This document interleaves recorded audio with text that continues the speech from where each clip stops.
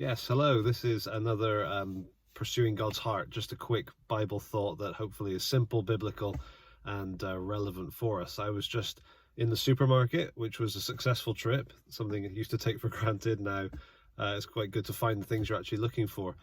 And I was listening to the Bible as I was driving to deliver the stuff, and I was anticipating the end of Matthew 25, thinking, do you ever get that where you think that's the bit that's going to jump out at me? In the current context, what you did for the least of these, you did for me, and so on. But then I got surprised at the end of Matthew 23. Matthew 23 is a set of woes against the scribes and the Pharisees. It's Jesus really condemning the religious, hypocritical leadership of Israel. And towards the end of that, he talked about verse 34, I send you prophets and wise men and scribes, some you kill and crucify, some you flog, and so on. And then he makes reference to the righteous blood shed on earth, from the blood of righteous Abel to the blood of Zechariah, the son of Barachiah, whom he murdered between the sanctuary and the altar.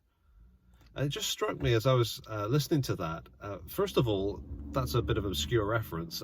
From Abel, Genesis 4, to Zechariah, that's 2 Chronicles chapter 24, I think.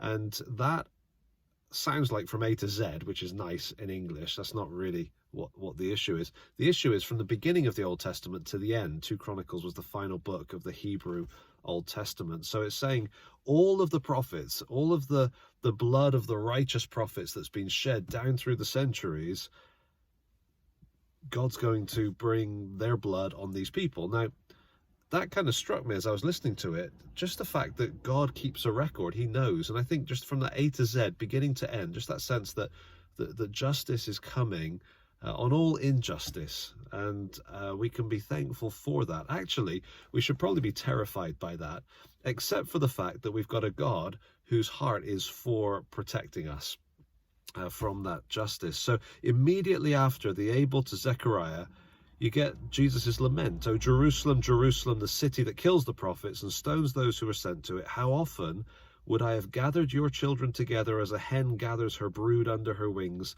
and you were not willing." It's a beautiful picture. And just the contrast struck me. God, who keeps a record of every injustice and is bringing justice for all of that. Judgment is coming, and that's something we really should take seriously, and the world needs to wake up to. But why do we have hope in the midst of it? Because we have a God whose heart is the heart of a hen that gathers her brood under her wings to protect them, to keep them safe, and to make sure that they don't face the judgment that's coming. People resist that. We don't, and so we are so blessed. Anyway, there's a quick Bible thought. Thought I'd share it. Hopefully the sound is good on this, and see you again soon.